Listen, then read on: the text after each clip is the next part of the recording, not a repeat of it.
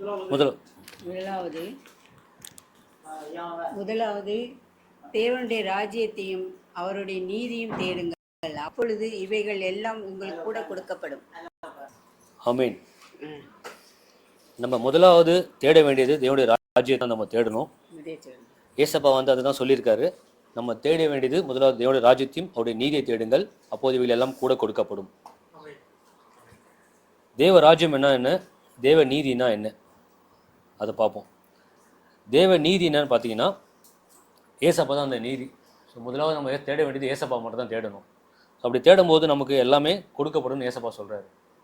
So நம்ம ஏசப்பா எப்படி நடந்தாரோ அவரை தான் ஃபாலோ பண்ணி அவர் செய்ததை நம்ம செய்யணும். தேவனுடைய நீதின்றது பார்த்தீங்கன்னா ஏசப்பாவை தான் நம்ம பிறர்கிட்ட சொல்லணும், ஏசை பற்றி தான் சொல்லணும். அதுதான் அவர் இந்த வசனத்தை அவர் சொல்கிறார். என்னை தேடுங்கள் அப்போது உங்களுக்கு எல்லாமே நிறைவாக கிடைக்கும்னு சொல்கிறார். இந்த வசனப்படி அதுதான் முதலாவது தேவராஜ்யம் தேடுங்கள், மற்ற எல்லாம் கூட கொடுக்கப்படும். ஆமென். அடுத்தது மத்தேயு 22:27-40 வரை.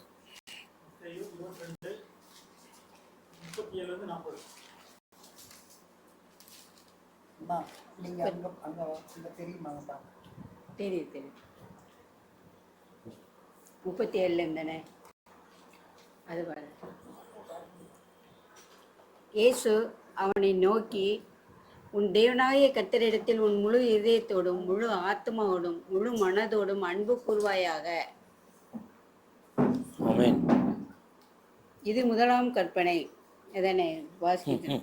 இது முதலாம் பிரதான கற்பனை. இதற்கு ஒப்பாயிருக்கின்ற இரண்டாம் கற்பனை என்னவென்றால், உன்னிடத்தில் நீ அன்பு கூறுவது போல பிறனிடத்திலும் அன்பு கூர்வாயாக என்பதே. இவ்விரண்டு கற்பனை நியாயப்பிரமாணம் முழுமையும் தீர்க்க தரிசனங்களும் அடங்கியிருக்கிறது என்றார். ஆமென். இந்த வசனத்தில் ஏசப்பா என்ன சொல்றாரு பார்த்தீங்கன்னா, உன் தேவனாகிய கர்த்தரிடத்தில் உன் முழு இதயத்தோடும் உன் முழு ஆத்மாவோடும் உன் முழு மனதோடும் அன்பு கூர்வாயாக. அதாவது முதலாவது என்னையே தேடுங்க தான் ஏசப்பா சொல்றாரு. உலகத்தில் எல்லாருக்கும் இன்னொன்று தேவை இருக்கும், எவ்வளோ தேவைகள் இருக்கு. ஆனால் அது மத்தியில் ஏசப்பா என்ன சொல்றாருன்னா, முதலாவது நீங்கள் உன் தேவனாகிய கர்த்தரிடத்தில் உன் முழுதயத்தோடும் உன் ஆத்மத்தோடும் முழு பலத்தோடு அன்பு கூர்வாயாக சொல்றாரு. அப்படி நம்ம ஏசப்பாவை நேசிக்கும் போது, அவரை நம்ம தேடும் போது என்ன ஆகும்னா எல்லாமே நமக்கு கிடைக்கப்படும். ஆமா, அதுதான் ஏசப்பா சொல்றாரு. இந்த வசனத்துல கன்ஃபார்ம் பண்றாங்க. அடுத்தது மத்தேயு 6:24. 2 எஜமான்களுக்கு ஊழியம் செய்ய ஒருவனாலும் கூடாது. ஒருவனை பகைத்து மற்றவனை சிநேகிப்பான், அல்லது ஒருவனை பற்றி கொண்டு மற்றவனை அசட்டை பண்ணுவான். தேவனுக்கும் உலகப் பொருளுக்கும் ஊழியம் செய்ய உங்களால் கூடாது. ஆமென். அதாவது ஏசப்பாயில் என்ன சொல்றாரு பார்த்தீங்கன்னா, நீங்க இப்போ இருக்கிற மக்கள் அநேகமாக ஏசப்பாவை விட்டுட்டு உலகத்தை தேடி ஓட்டுட்டு இருக்காங்க. உலக பொருளுக்காகவும் நாளைக்கு ஒரு தேவைக்காகவும் தான் இருக்காங்க. ஆனால் ஏசப்பா என்ன சொல்றாரு, அதுக்கெல்லாம் கவலைப்படாதீங்கன்னு சொல்றாரு. முதலாவது அது ஒரு எஜமானுக்கு இருக்கும்போது நம்ம என்ன பண்ண முடியும், 2 பேர் ஊழியம் செய்ய முடியாது. இந்த உலகம் ஒரு எஜமானா இருக்கு, ஏசப்பா ஒரு எஜமானா இருக்காரு. ஸோ 2 பேர்ல ஒருத்தர் தான் நம்ம ஊழியம் செய்ய முடியும். உலகத்துக்கு நம்ம ஊழியம் செய்ய கூடாது, பொருளுக்கு ஊழியம் செய்யக்கூடாது, பொருளுக்கு ஊழியம் செய்யக்கூடாது. ஏசப்பா இல்லை சொல்றாரு, கிளியரா சொல்லிட்டாரு. ஸோ நீங்க முதலாவது என்ன தேடுங்க சொல்லிட்டாரு. அதுதான் இந்த இதுலேயும் வசனத்தில் கன்ஃபார்ம் பண்ணுறாரு ஏசப்பா. ஸோ நம்ம ஏசப்பாவை தேடணும் முதலாவது. ஸோ பணம் தேடி போனோம் என்ன ஆகும்னா, ஸோ ஜீவன் இழந்து போயிடும் நம்ம. ஸோ நமக்கு ஜீவன் வேணும் அப்படின்னா ஏசப்பாவை தேடணும், அப்போ மற்றதெல்லாம் கூட கொடுக்கப்படும். ஆமென். ஆமென். அடுத்தது மத்தேயு 6:19-25. பூமியிலே உங்களுக்கு பொக்கிஷங்களை சேர்த்து வைக்க வேண்டாம். இங்கே பூச்சியும் துருவும் அவைகளை கெடுக்கும், இங்கே திருடரும் கன்னமிட்டு திருடுவார்கள். பரலோகத்திலே உங்களுக்கு பொக்கிஷங்களை சேர்த்து வையுங்கள்.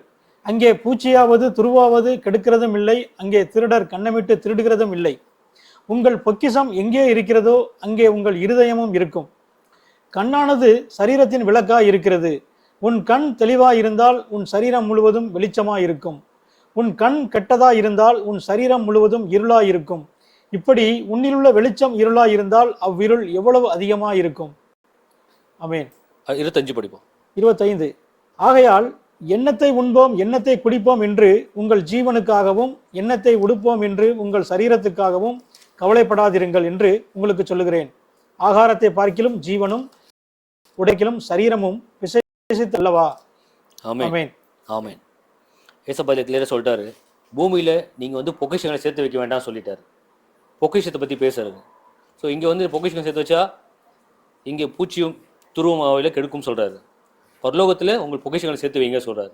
ஸோ பரலோகத்தில் நம்ம என்ன சேர்த்து வைக்க முடியும் பொக்கிஷங்கள் பார்த்தீங்கன்னா ஆத்துமாக்களை தான் சொல்கிறாரு ஏசப்பா.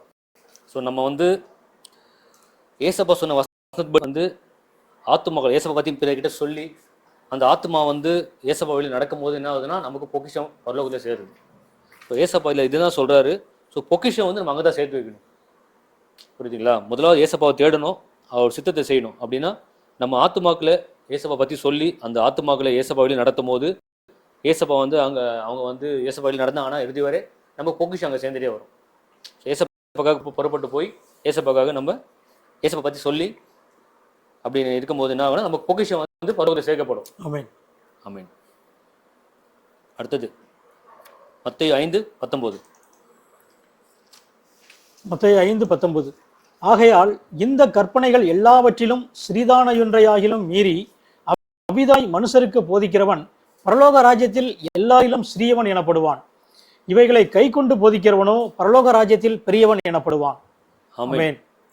அதாவது ஏசப்பா சொன்ன வசனங்களை ஜஸ்ட் வந்து படிச்சுட்டு சும்மா அதை வந்து சொல்லிட்டு பிரசங்கம் பண்ணுறதுலாம் இல்லை.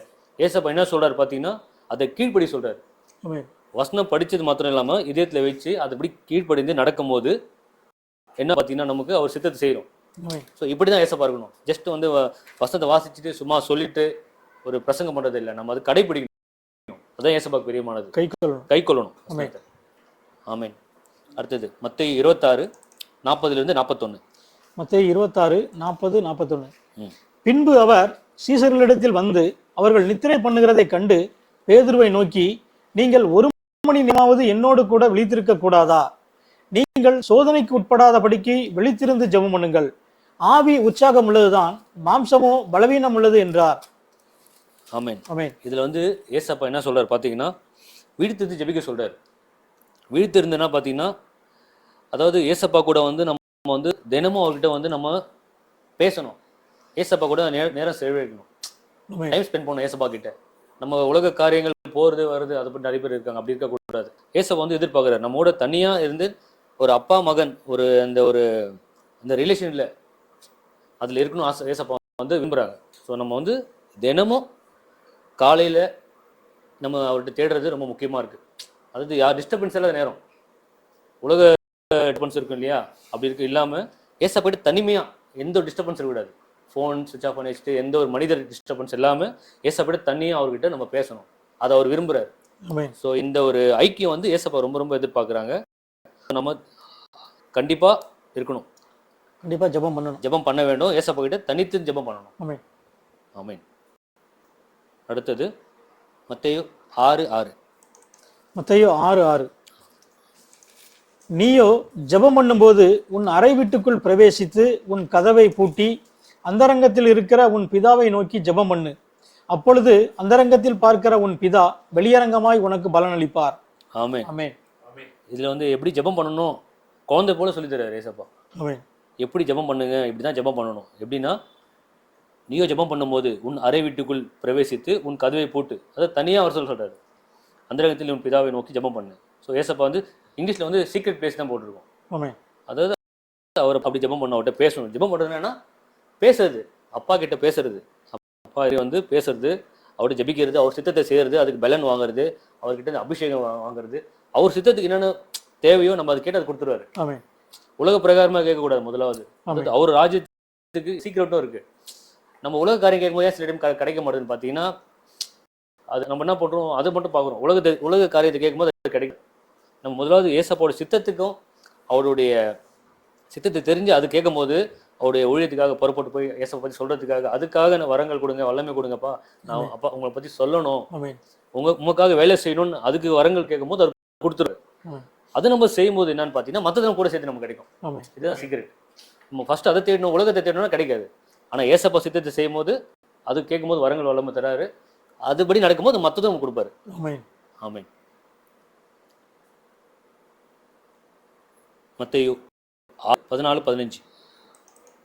மத்தேயு 6:14-15. மனுஷருடைய தப்பிதங்களை நீங்கள் அவர்களுக்கு மன்னித்தால் உங்கள் பரமபிதா உங்களுக்கு மன்னிப்பார். மனுஷருடைய தப்பிதங்களை நீங்கள் அவர்களுக்கு மன்னியாதிருந்தால் உங்கள் பிதா உங்கள் தப்பிதங்களையும் மன்னியாதிருப்பார். ஸோ ஏசப்பா இது எதிர்பார்க்குறாரு. அதாவது அவரை போலவே இருக்க எதிர்பார்க்குறாரு. அவரை சிலுவையில் அறையும் போது வந்து பார்த்தீங்கன்னா அவர் வந்து மன்னிச்சாரு, எல்லாரையும் மன்னிச்சாரு, மனப்பூர்வம் மன்னிச்சார். பிதாவே இவர்கள் என்ன செய்யறதுன்னு தெரியாமல் பண்றாங்க, இவங்களை மனப்பூர்வம் இவங்களை மன்னிங்க அப்படி சொல்லிட்டு நமக்கு முன்மாதிரியே காட்டிட்டு போனார். அதாவது ஒருத்தர் வந்து மரம் கொடுக்குறாங்க, அவரை சாகடிக்கும் போதும் வந்து மன்னிக்கணும்னு சொல்லிட்டு அவரோட கேரக்டர் இதுதான் சொல்லி கொடுக்குறாரு. ஸோ நம்ம அதை தான் ஃபாலோ பண்ணுவோம். அதை தான் இல்லை சொல்லி முன்மாதிரியை வச்சு கொடுத்துட்டு போயிருக்காரு. ஸோ நம்ம இது மாதிரி நடந்தால் தான் நமக்கு அவருடைய பிள்ளைகளாக இருப்போம். இதே இன்னொன்று கன்ஃபார்ம் பண்ணுறாங்க. அதே மத்தேயு 20:26 அதுலேயே மத்தேயு 6:20-26 படிப்போம். மத்தேயு 6:20-26 வரைக்கும். அதிலே உங்களுக்கு பொக்கிஷங்களை சேர்த்து வையுங்கள், அங்கே பூச்சியாவது துருவாவது கெடுக்கிறதும் இல்லை, அங்கே திருடர் கண்ணமிட்டு திருடுகிறதும் இல்லை. இல்லை அந்த 20-26 மத்தேயு 7:12-14. 7:1-2 படிப்போம். மத்தேயு 7:1-2. மத்தேயு 7:1-2. Thank you, Jesus. Thank you, Jesus. மத்தேயு 7:1-2. நீங்கள் குற்றவாளிகள் என்று தீர்க்கப்படாதபடிக்கு மற்றவர்களை குற்றவாளிகள் என்று தீர்க்காதிருங்கள், ஏனெனில் நீங்கள் மற்றவர்களை தீர்க்கிற தீர்ப்பின்படியே நீங்களும் தீர்க்கப்படுவீர்கள், நீங்கள் மற்றவர்களுக்கு அளக்கிற அளவின்படியே உங்களுக்கும் அளக்கப்படும். ஆமென். ஸோ இதில் என்ன சொல்றாரு பார்த்தீங்கன்னா, நமக்கு எத்தனை பேர் வந்து குற்றம் பண்ணுவாங்க, தெரியாமல் பேசுவாங்க. ஒரு என்ன உலக மக்கள் வந்து பார்த்தீங்கன்னா, உலக மக்கள் இல்லை, தெரிஞ்சு கொள்ளப்பட்டவர்களே சில பேர் நம்மளை கஷ்டப்படுத்துறாங்க, புரிஞ்சிக்காம இருப்பாங்க. பட் நம்ம அவங்களை என்ன பண்ணணும், அந்த நேரத்தில் மன்னிக்கணும். நம்ம எந்த அளவுக்கு அவங்களை மன்னிக்கணும் அந்த அளவுக்கு நமக்கு மன்னிக்கப்படும். நம்ம எந்த அளவுக்கு அவங்களை அளக்குறோமோ அந்த அளவுக்கு நம்ம அளக்கப்படும். சரிங்களா? அப்படி இருக்கும்போது மட்டும்தான் நமக்கு ஏசப்பா சொல்ற வசனங்கள் தான். அதாவது வானம் பூமி ஒழிந்து போனாலும் என் வார்த்தை ஒழிந்து போக சொல்லிட்டாரு. ஸோ இதன்படி தான் நடக்கும்போது மட்டும்தான் நமக்கு வந்து நமக்கு இது மாதிரி நியாயம் தீர்க்கப்படும். நம்ம எந்த அளவுக்கு ஒருத்தருக்கு மன்னிக்கிறோமோ, விட்டு கொடுக்குறோமோ அந்த அளவுக்கு நமக்கு மன்னிக்கப்படும். ஆமென். அடுத்தது மத்தேயு 7:12-14. மத்தேயு 7:12-13-14. ஆதலால் மனுஷர் உங்களுக்கு எவைகளை செய்கிறீர்களோ நீங்களும் அவர்களுக்கு செய்யுங்கள், இதுவே நியாயப்பிரமாணமும் தீர்க்க தரிசனங்களுமாம். இடுக்கமான வாசல் வழியாய் உட்பிரவேசியுங்கள், கேட்டுக்கு போகிற வாசல் விரிவும் வழி விசாலமுமா இருக்கிறது, அதன் வழியாய் பிரவேசிக்கிறவர்கள் அநேகர்.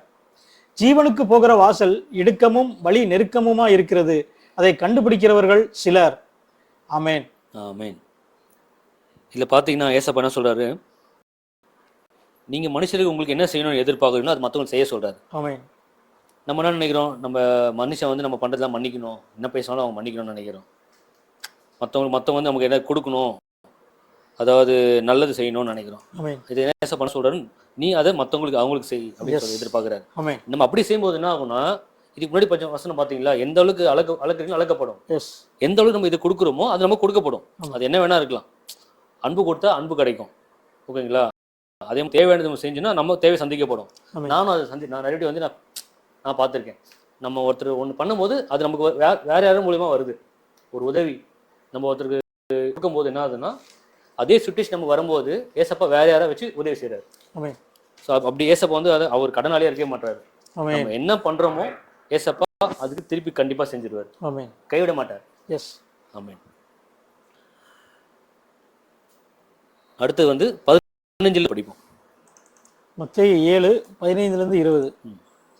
கள்ள தீர்க்கதரிசிகளுக்கு எச்சரிக்கையா இருங்கள், அவர்கள் ஆட்டுத்தோலை பொறுத்து கொண்டு உங்களிடத்தில் வருவார்கள், உள்ளத்திலோ அவர்கள் பட்சிக்கிற ஓநாய்கள், அவர்களுடைய கனிகளினாலே அவர்களை அறிவீர்கள். முச்செடிகளில் திராட்சை பழங்களையும் முட்பூண்டுகளில் அத்திப்பழங்களையும் பறிக்கிறீர்களா? அப்படியே நல்ல மரம் நல்ல கனிகளை கொடுக்கும், கெட்ட மரமோ கெட்ட கனிகளை கொடுக்கும்.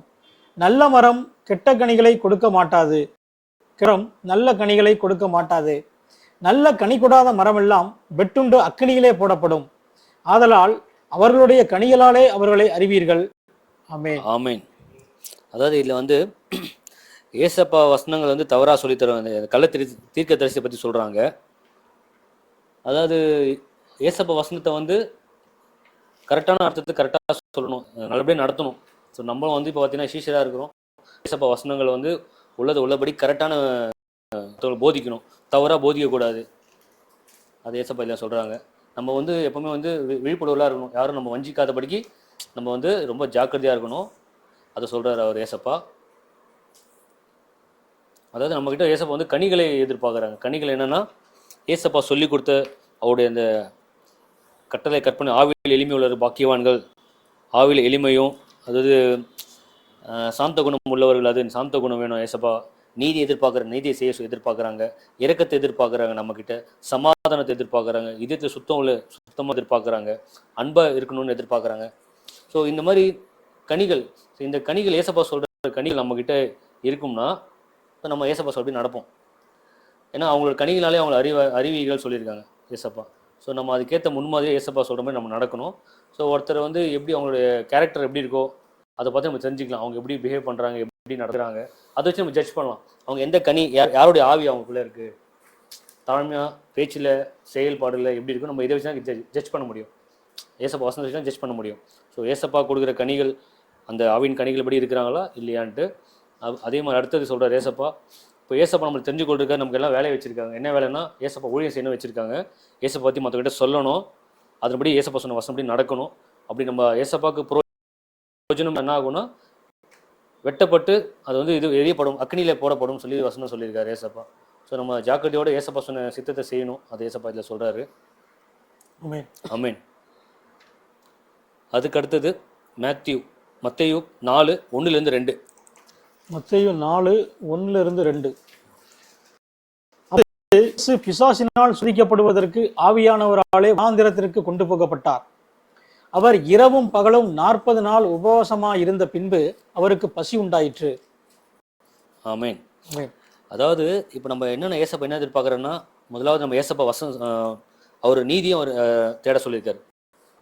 இவர் ராஜ்யத்தையும் ஒரு நீதியை தேடுங்க சொல்லியிருக்கிறாரு.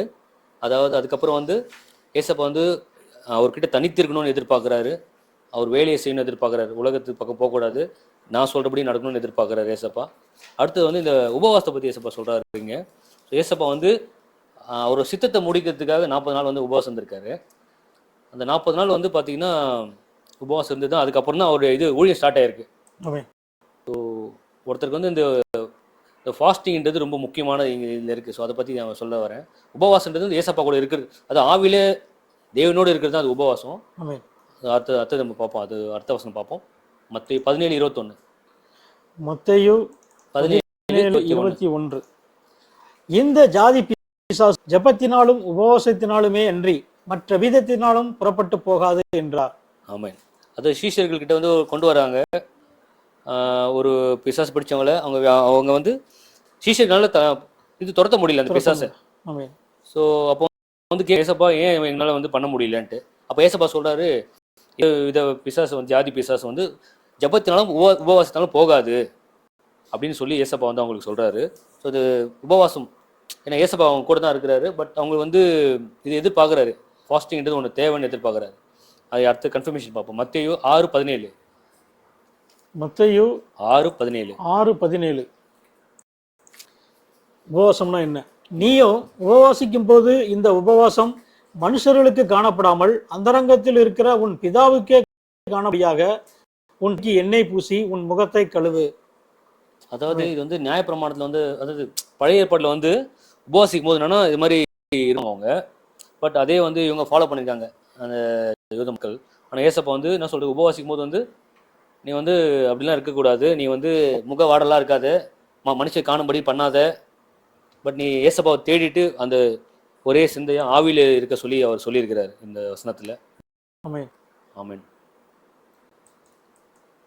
அடுத்தது மார்க் 2:18. அதை அப்படி படிச்சிடலாம். மார்க் 2:18. ஆமாம், மார்க் 2:18 நான் எடுத்துறேன்.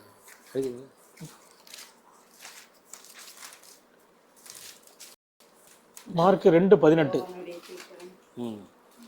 யோவானுடைய சீசரும் பரிசேயருடைய சீசரும் உபவாசம் பண்ணி வந்தார்கள். அவர்கள் அவரிடத்தில் வந்து, யோவானுடைய சீசரும் பரிசேயருடைய சீசரும் உபவாசிக்கிறார்களே, உம்முடைய சீசர் உபவாசியாமல் இருக்கிறது என்னவென்று கேட்டார்கள். ஆமென். ஆமென். அதுக்கு அடுத்த வசனம் படிப்போம். அதற்கு இயேசு, மணவாளன் தங்களோடு இருக்கையில் மணவாளனுடைய தோழர் துயரப்படுவார்களா, உபவாசிப்பார்களா? மணவாளன் தங்களுடனே இருக்கும் வரைக்கும் உபவாசிக்க மாட்டார்களே. மணவாளன் அவர்களை விட்டு எடுபடும் நாட்கள் வரும், அந்த உபவாசிப்பார்கள். ஆமென். ஆமென். இதில் வந்து ஏசப்பா கூட இருக்காரு. ஸோ அதனால வந்து அவங்க வந்து உபவாசிக்காமல் இருக்காங்க. பட் இது ஏசப்பா போனதுக்கப்புறம் உபவாசிக்கணும்னு சொல்லி ஏசப்பா இதில் சொல்கிறார். அவர் உபவாசத்தை பற்றி சொல்லிட்டு வர்றாரு. ஸோ அது ஒன்று. ஸோ உபவாசம் வந்து மஸ்ட்டு தேவைப்படுது. உபவாசம் அப்படிங்கிறது இயேசுவோடு இருக்கிறது அவருடைய வசனத்துல நிலைச்சிருக்கிறது. அடுத்து 2 கொரிந்தியர் 11:23-27. 2 கொரிந்தியர் 11:23-27. அவர்கள் கிறிஸ்துவின் ஊழியக்காரரா? நான் அதிகம் புத்தியீனமாய் பேசுகிறேன். நான் அதிகமாய் பிரயாசப்பட்டவன், அதிகமாய் அடிப்பட்டவன், அதிகமாய் காவல்களில் வைக்கப்பட்டவன், அநேக தரம் மரண அவதியில் அகப்பட்டவன். யூதர்களால் 1 குறைய 40 அடியாக 5 தரம் அடிபட்டேன். 3 தரம் மில்லார்களால் அடிபட்டேன். 1 தரம் கல்லெறியுண்டேன். 3 தரம் கப்பல் சேதத்தில் இருந்தேன். கடலிலே ஒரு ராப்பகல் முழுவதும் போக்கினேன். அநேக தரம் பிரயாணம் பண்ணினேன். ஆறுகளால் வந்த மோசங்களினாலும் கள்ளரால் வந்த மோசங்களினாலும் என் சுய ஜனங்களால் வந்த மோசங்களினாலும் அந்நிய ஜனங்களால் வந்த மோசங்களிலும் பட்டணங்களில் உள்ள மோசங்களிலும் வனாந்தரத்தில் உண்டான மோசங்களிலும் சமுத்திரத்தில் உண்டான மோசங்களிலும் கள்ள சகோதரரிடத்தில் உண்டான மோசங்களிலும் பிரயாசத்திலும் வருத்தத்திலும் அநேக முறை கண் விழிப்புகளிலும் பசியிலும் தாகத்திலும் அநேக முறை உபவாசங்களிலும் குளிரிலும் நிர்வாணத்திலும் இருந்தேன். ஆமென். ஆமென். அதாவது இதில் வந்து பவுல் சொல்றாரு, அநேக பாடுபட்டிருக்காரு ஏசப்பாக்காக. ஸோ ஏசப்பா சொன்னபடி இவங்க வந்து ரொம்ப ரொம்ப நம்ம பார்க்குறோம் ஊழியத்தில் எவ்வளோ பாடுபட்டிருக்காரு ஏசப்பாக்காக. அதில் வந்து பார்த்தீங்கன்னா உபவாசம் மென்ஷன் பண்ணியிருக்காங்க. உபவாசம் இருந்திருக்காரு போல இருக்கு. ஃபாஸ்டிங் இருந்திருக்காரு. அதனால சொல்லியிருக்கு. ஸோ ஃபாஸ்டிங்கிறது ஏசப்பா கூட இருக்கிறது தான். அவர் நிலைச்சிருக்கிறது தான், ஆவியில் இருக்கிறது தான். பட் நம்ம மாம்சத்தை வறுத்திட்டு இருக்கும் போது நம்ம வந்து என்ன ஆகுதுன்னா இன்னும் ஆவியில் வந்து இன்னும் பெலன் வருது. நான் கூட லாஸ்ட் டைம் வந்து ஒரு தனியாக இது ஏசப்பா பற்றி சொல்ல போகும்போது ஹாஸ்பிட்டலுக்கு ஃபாஸ்டிங் போட்டு நான் போகும்போது என்னாச்சு பார்த்தீங்கன்னா வித்தியாசம் தெரியுது. ஏசப்பா ஆவியானவர் வந்து இன்னும் வந்து நம்ம என்ன ஒரே சிந்தையாக வந்து நம்ம இருக்கும் போது என்ன ஆகுதுன்னா நடக்குது விஷயம். பிசாசு ஓடுது. அவங்களுக்கு வந்து கை கால் வலி இருந்தது. அவங்க ஆட்டோமேட்டிக்காக வந்து உடனே ஹீல் ஆச்சு. போராடலை இயேசு நாமத்தை வெளியே போனால் அது அந்த கை கால் வலி அவங்கள்ட்ட நீங்கிச்சு. ஸோ இது டிஃப்ரெண்ட் தெரிஞ்சுது எனக்கு. உபவாசிச்சுட்டு போகும்போது எப்படி இருக்குது, உபவாசம் இல்லாமல் போகும்போது எப்படி இருக்குன்னு சொல்லிட்டு. ஸோ அதனால் உபவாசன்றது ரொம்ப மஸ்ட்டாக இருக்குது. ஸோ ஏசப்பாவோட வார்த்தையில் இருக்கணும். அண்ட் நம்ம வந்து சரீரம் அதை சாப்பிடாம அப்படி இருக்கும் போதும் வேலையை செய்யுது ஏசப்பாக்காக. ஏன்னா பவுலே வந்து பார்த்தீங்கன்னா உபவாசம் அநேக தரம் உபவாசம் இருந்திருக்காரு. ஏசப்பாவும் 40 நாள் இருந்திருக்காரு. ஏன்னா அவருடைய அவரோட பணியை முடிக்கிறதுக்காக பிதாவை சித்தத்தை செய்யறதுக்கு ஒரு 40 days ஃபாஸ்டிங் இருந்திருக்காரு. ஸோ ஃபாஸ்டிங் வந்து மஸ்ட்டாக இருக்குது. அடுத்தது பார்ப்போம். மத்தேயு 28:18-20. மத்தேயு 28:18-20. அப்பொழுது இயேசு சமீபத்தில் வந்து அவர்களை நோக்கி, வானத்திலும் பூமியிலும் சகல அதிகாரமும் எனக்கு கொடுக்கப்பட்டிருக்கிறது. ஆகையால் நீங்கள் புறப்பட்டு போய் சகல ஜாதிகளையும் சீசராக்கி பிதா குமாரன் பரிசுத்த நாமத்திலே அவர்களுக்கு ஞானஸ்தானம் கொடுத்து நான் உங்களுக்கு கட்டளையிட்ட யாவையும் அவர்கள் கைக்கொள்ளும்படி அவர்களுக்கு உபதேசம் பண்ணுங்கள். இதோ உலகத்தின் முடிவு பரியந்தம் சகல நாட்களிலும் நான் உங்களுடனே கூட இருக்கிறேன் என்றார். ஆமென். ஆமென். ஆமென். இதில் பார்த்தீங்கன்னா வானத்திலும் பூமியிலும் சகல அதிகாரம் எனக்கு கொடுக்கப்பட்டிருக்கிறது. ஆமென். இந்த அதிகாரத்தை ஏசப்பா நமக்கு கொடுத்துருக்காரு. அந்த அதிகாரத்தை நம்ம கொடுத்துருக்காரு. அது வந்து நம்ம பயன்படுத்தணும். சீஷர்கள் கொடுக்குறாரு. அதை வந்து நம்ம எடுத்து நம்ம பயன்படுத்தணும். அவர் சொல்லிக்காரு, நீங்கள் புறப்பட்டு போய் சகல ஜாதிகளையும் சீஷராக்கி பிதா குமாரன் பரிசுத்தாவின் நாமத்தினாலே ஞானம் கொடுங்கள். நான் உங்களுக்கு கட்டளையிட்ட யாவையும் கை கொள்ளுங்க. அதாவது ஏசப்பா சொன்னபடி புறப்பட்டு போய் ஏசப்பா பற்றி கண்டிப்பாக சொல்லணும். நம்ம சொல்லும் அவர் சித்தத்தை செய்யணும். செய்யும் போது நமக்கு என்னன்னா ஏசப்பா பாதுகாப்பு இருக்குது. பயப்பட தேவையில்லை. ஏன்னா சகல அதிகாரம் நமக்கும் அவர் கொடுத்துருக்காரு ஏசப்பா. ஆமென். அதே மத்தேயு 10:1-7-8 படிப்போம். 10:1-8. அப்பொழுது அவர் தம்முடைய 12 சீசர்களையும் தம்மிடத்தில் வரவழைத்து அசுத்த ஆவிகளை துரத்தவும் சகல வியாதிகளையும் சகல நோய்களையும் நீக்கவும் அவர்களுக்கு அதிகாரம் கொடுத்தார். 7:8 போகையில் பரலோக ராஜ்யம் சமைக்கிறது என்று பிரசங்கியுங்கள். வியாதி உள்ளவர்களை சுத்தமாக்குங்கள், குஷ்டரோகிகளை சுத்தம் பண்ணுங்கள், மரித்தோரை எழுப்புங்கள், பிசாசுகளை துரத்துங்கள், இலவசமாய் பெற்றீர்கள், இலவசமாய் கொடுங்கள். ஆமென். அது ஏசப்பா என்ன சொல்ற பார்த்தீங்கன்னா நமக்கு அதிகாரம் கொடுத்துருக்காரு. இதில் பார்த்தோம் இல்லையா, அது சகல அதிகாரம் நமக்கு கொடுத்துருக்காரு. ஸோ நோய்களை துரத்தவும், குணமாக்கும், வியாதி உள்ளவங்களை குணமாக்கவும் ஸோ நமக்கு வந்து அந்த கொடுத்துருக்காரு. நம்ம தான் அதை தான் பண்ணிட்டு இருக்கோம். இன்னும் அது வந்து மும்முரமாக இன்னும் நம்ம இன்னும் அதிகமாக செய்யணும். அது ஏசப்பா நமக்கு பண்ணணும், கட்டளையாக கொடுத்துருக்காரு. ஆமென். மார்க் 16:15-20. மார்க் 16:15-20. பின்பு அவர் அவர்களை நோக்கி, நீங்கள் உலகமெங்கும் சர்வ சிருஷ்டிக்கும் சுவிசேஷத்தை பிரசங்கியுங்கள். ஆமென். விசுவாசம் உள்ளவனாகி ஞானஸ்தானம் பெற்றவன் ரட்சிக்கப்படுவான், விசுவாசியாதவனோ ஆக்கினைக்குள்ளாக தீர்க்கப்படுவான். விசுவாசிக்கிறவர்களால் நடக்கும் அடையாளங்களாவன, என் நாமலே பிசாசுகளை துரத்துவார்கள், நவமான பாஷைகளை பேசுவார்கள், சர்ப்பங்களை எடுப்பார்கள், சாவுக்கு யாதொன்றை குடித்தாலும் அது அவர்களை சேதப்படுத்தாது, வியாதியஸ்தர் மேல் கைகளை அப்பொழுது அவர்கள் சுஸ்தமாவார்கள் என்றார். இவ்விதமாய் கர்த்தர் அவர்களுடனே பேசின பின்பு பரலோகத்துக்கு எடுத்துக்கொள்ளப்பட்டு தேவனுடைய வலது பார்சத்தில் உட்கார்ந்தார். அவர்கள் புறப்பட்டு போய் எங்கும் பிரசங்கம் பண்ணினார்கள். கர்த்தர் அவர்களுடனே கூட கிரியை நடப்பித்து அவர்களால் நடந்த அடையாளங்களினாலே வசனத்தை உறுதிப்படுத்தினார். ஆமேன். ஆமென். ஆமேன். இப்போ சீஷர்கள் அவங்களுக்கும் வசனத்தை உறுதிப்படுத்திட்டார். அதாவது அவங்களுக்கு கொடுத்த அதிகாரங்கள் வந்து அவங்க பண்ணியிருக்காங்க. அவங்களும் புறப்பட்டு ஏசப்பா சொன்னதை வந்து செஞ்சிருக்காங்க. அவங்க சீஷர்கள் புறப்பட்டு போயிருக்காங்க, வியாதி உள்ளவர்களை வந்து குணமாக்கியிருக்காங்க, பிசாசை துரத்திருக்காங்க. ஸோ ஏசப்பாக்காக வந்து எங்கேயும் சுவிசேஷம் சொல்லியிருக்காங்க. சுவிசேஷம்னா ஏசு தான் சுவிசேஷம். ஏசு தான் மெய்யான தேவன், அவர் தான் வழி, சத்தியம், ஜீவன், அவர்கிட்ட தான் விடுதலை, இதுதான் அவர்கிட்ட போனால் தான் வந்து ரட்சிப்பு, பரலோக தேவன் அவர் தான்ட்டு சொல்லியிருக்காங்க எல்லாரும். ஸோ சாட்சியா பண்ணியிருக்காங்க. அதே போல் நம்மளும் புறப்பட்டு போய் பிரசங்கம் பண்ணணும். அப்போ நம்ம கூட ஏசப்பா என்ன பண்ணுவார், கிரியை நடப்பிப்பார். அதுதான் ஏசப்பா இதை சொல்றாரு. ஆமென். அடுத்தது மத்தேயு 25:1-13. மேத்யூ 25:1-13. அப்பொழுது பரலோக ராஜ்யம் தங்கள் தீவட்டிகளை பிடித்துக்கொண்டு மணவாளனுக்கு எதிர்கொண்டு போக புறப்பட்ட 10 கன்னிகைகளுக்கு ஒப்பாயிருக்கும். அவர்களில் 5 பேர் புத்தி உள்ளவர்களும் 5 பேர் புத்தி இல்லாதவர்களுமாய் இருந்தார்கள். புத்தி இல்லாதவர்கள் தங்கள் தீவட்டிகளை எடுத்துக்கொண்டு போனார்கள், எண்ணெயையோ கொண்டு போகவில்லை. புத்தி உள்ளவர்கள் தங்கள் தீவட்டிகளோடு கூட தங்கள் பாத்திரங்களில் எண்ணெயையும் கொண்டு போனார்கள். மணவாளன் வர தாமதித்த போது அவர்கள் எல்லோரும் நித்திரை மயக்கமடைந்து நடுராத்திரியிலே, இதோ மணவாளன் வருகிறார், அவருக்கு எதிர்கொண்டு போக புறப்படுங்கள் என்கிற சத்தம் உண்டாயிற்று. அப்பொழுது அந்த கன்னிகைகள் எல்லோரும் எழுந்திருந்து தங்கள் தீவட்டிகளை ஆயத்தப்படுத்தினார்கள். புத்தி இல்லாதவர்கள் புத்தியுள்ளவர்களை நோக்கி, உங்கள் எண்ணெயில் எங்களுக்கு கொஞ்சம் கொடுங்கள், எங்கள் தீவட்டிகள் அணைந்து போகிறதே என்றார்கள். புத்தியுள்ளவர்கள் பிரதியுத்தரமாக, அப்படியல்ல, எங்களுக்கும் உங்களுக்கும் போதாமல் இராதபடி நீங்கள் விற்கிறவரிடத்தில் போய் உங்களுக்காக வாங்கிக் கொள்ளுங்கள் என்றார்கள். அப்படியே அவர்கள் வாங்க போன போது மணவாளன் வந்து ஆயத்தமாக இருந்தவர்கள் அவரோடு கூட கல்யாண வீட்டுக்குள் பிரவேசித்தார்கள். கதவும் அடைக்கப்பட்டது. பின்பு மற்ற கன்னிகைகளும் வந்து, ஆண்டவரே ஆண்டவரே, எங்களுக்கு திறக்க வேண்டும் என்றார்கள். அதற்கு அவர், உங்களை அறியேன் என்று மெய்யாகவே உங்களுக்கு சொல்லுகிறேன் என்றார். மனுஷகுமாரன் வரும் நாளையாவது நாளிகையாவது நீங்கள் அறியாதிருக்கிறபடியால் விழித்திருங்கள். ஆமென். ஆமென். இதுல வந்து 10 கன்னிகைகளை பத்தி ஏசப்பா உவமைகள் சொல்றாரு. அது என்ன பார்த்தீங்கன்னா, 5 பேர் வந்து புத்தி உள்ளவர்கள், 5 பேர் புத்தி இல்லாதவர்கள். யார் புத்தி உள்ளவர்கள் பார்த்தீங்கன்னா, ஏசப்பா சித்தத்தை செய்கிறவங்க தான் புத்தி உள்ளவர்கள்.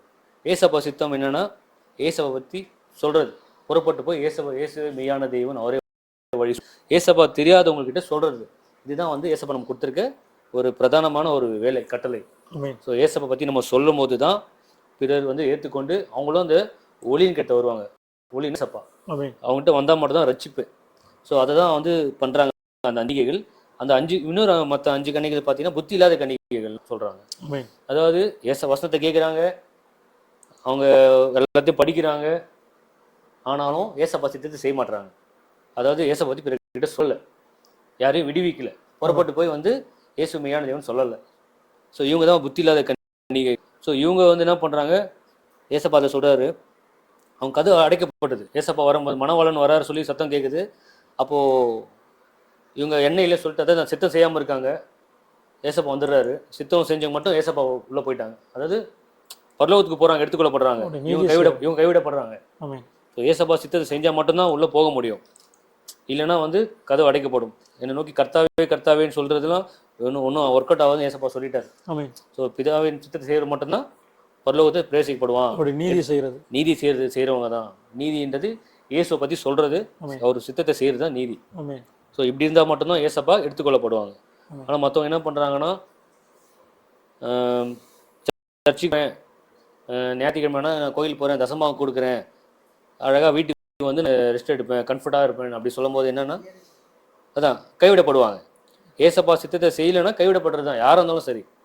ஏசப்பா வசனப்படி கேட்டு மொத்தை மார்க் லூக்காய்வான் படித்து ஏசப்பா வாய்த்தன்னு சொன்ன வசனப்படி நடக்கும்போது மட்டும்தான் அவங்களுக்கு ரட்சிப்பு.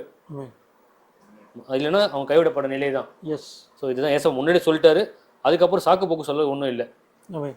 இது தெரியாது சொல்ல முடியாது. ஏசப்பா எல்லாமே கிளியராக சொல்லிட்டாரு. சரி, இதுபடி நடக்கணும். ஆமென். அடுத்தது கடைசியாக மத்தேயு 7:24-28. மத்தேயு 7:24-28. ஆகையால் நான் சொல்லிய இந்த வார்த்தைகளை கேட்டு இவைகளின்படி செய்கிறவன் எவனோ அவனை கண்மலையின் மேல் தன் வீட்டை கட்டின புத்தியுள்ள மனுஷனுக்கு ஒப்பிடுவேன். பெருமழை சொரிந்து பெருவெள்ளம் வந்து காற்று அடித்து அந்த வீட்டின் மேல் மோதியும் அது விழவில்லை, ஏனென்றால் அது கண்மலையின் மேல் அஸ்திபார்த்தது. நான் சொல்லிய இந்த வார்த்தைகளை கேட்டு இவைகளின்படி செய்யாதிருக்கிறவன் எவனோ அவன் தன் வீட்டை மணலின் மேல் கட்டின புத்தியில்லாத மனுஷனுக்கு ஒப்பிடப்படுவான். பெருமழை சொரிந்து பெருவெள்ளம் வந்து காற்று அடித்து அந்த வீட்டின் மேல் மோதின போது அது விழுந்து முழுவதும் அழிந்தது என்றார்.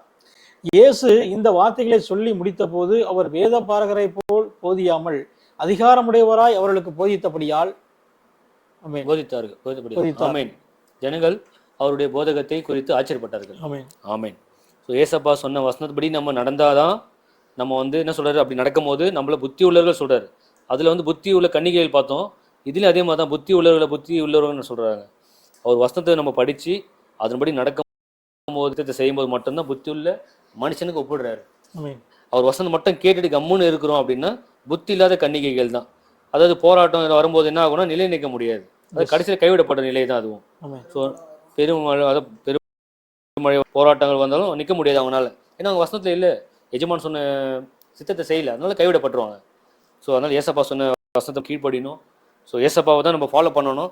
ஏசப்பா வசனத்தை கீழ்ப்படி நடக்கும்போது நமக்கு ரட்சிப்பு, பாதுகாப்பு, நித்திய ஜீவனை அவர் தருவார். எஸ். ஆமென். அதான் முதலாவது தேவ ராஜ்யத்தை ஒரு நீதி தேடுங்கள், மற்ற எல்லாம் உங்களுக்கு கூட கொடுக்கப்படும். ஆமென்.